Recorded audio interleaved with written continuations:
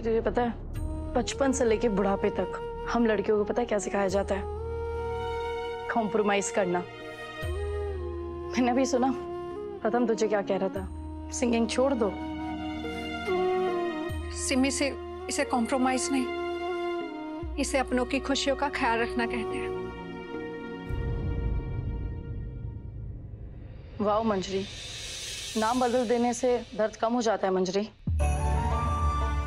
You know मंजरी, पता है मुझे ना बचपन में स्विमिंग करने का बहुत शौक था। मेरी मम्मा ने पता है क्या किया, मेरी स्विमिंग ही छुड़वा दी। क्योंकि जब मैं पूल में जाती थी ना तो लोग मेरा मजाक उड़ाते थे।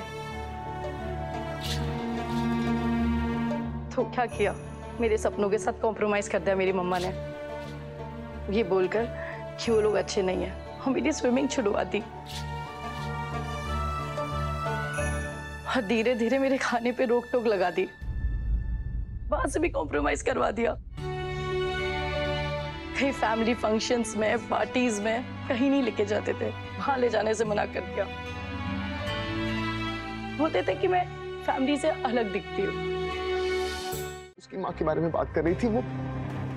मैं साइली को ना बचपन से जानती हूँ। उसके पास ना ही इतने पैसे हैं और ना ही इतनी ताकत है कि वो इतने बड़े वकील को खरीद पाए।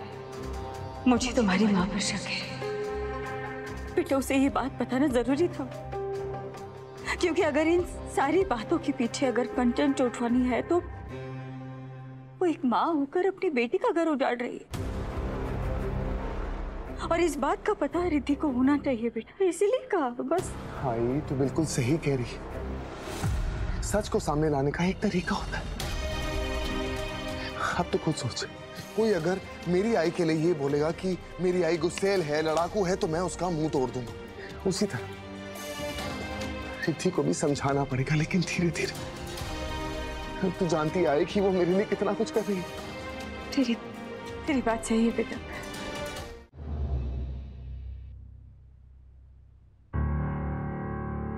उभरते सितारे की खोज? ये क्या है?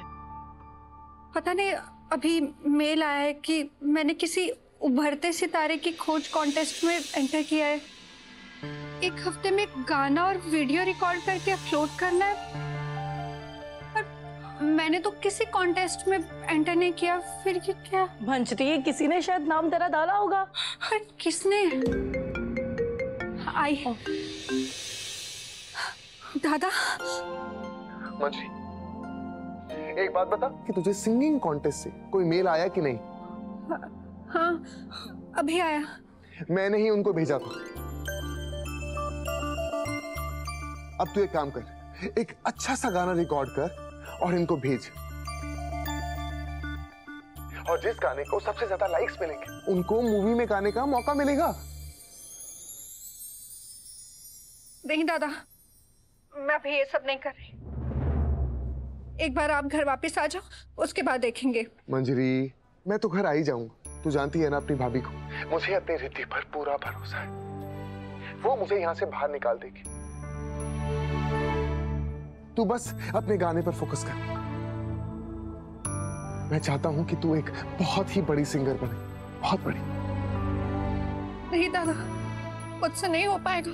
आप बाहर जेल में और मैं गाना गाऊंगी। मंजरी, ये मेरा सपना है।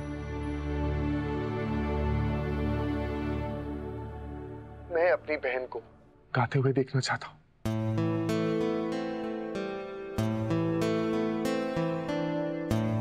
मंजरी, मैं जानता हूं तेरे गले में मां सरस्वती विराजमान है।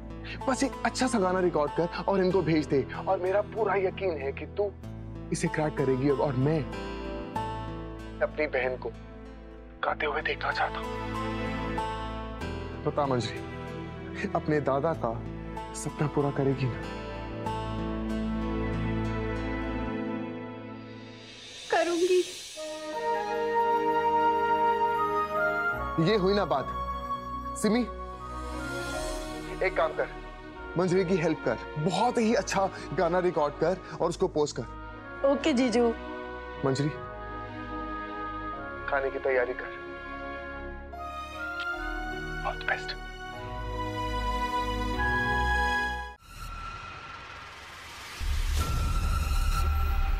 रिद्धि, क्या हुआ है बेटा? कुछ नहीं मम्मा, अरे अभी तो तुम मुझसे कह रही थी कि बात करनी है और मुझे आपसे कोई बात नहीं करनी है। बच्चे क्या हो गया? तुम ऐसे क्यों बिहेव कर रही हो मेरे साथ? तुम नाराज हो मुझसे? तुम तो कभी मुझसे कोई बात नहीं छुपाती हो। बता दो बेटा, क्या हुआ है?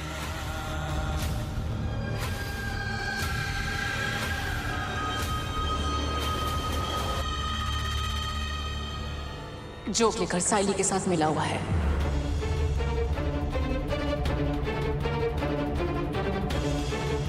माय गॉड, ये क्या कह रही हो तुम? मैंने उसे साइली के साथ पार्टी करते हुए पकड़ा। सबने कहा कि साइली में इतनी हिम्मत नहीं है कि वो ये काम अकेले कर पाए।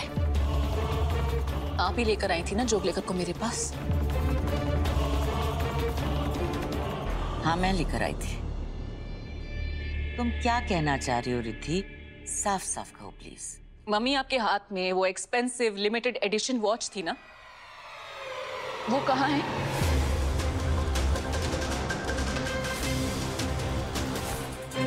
क्या हुआ?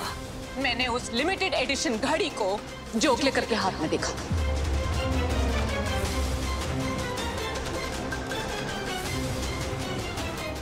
इस बात को मैं क्या समझूं मम्मा? यही कि आप भी साइली के साथ मिली हुई हैं?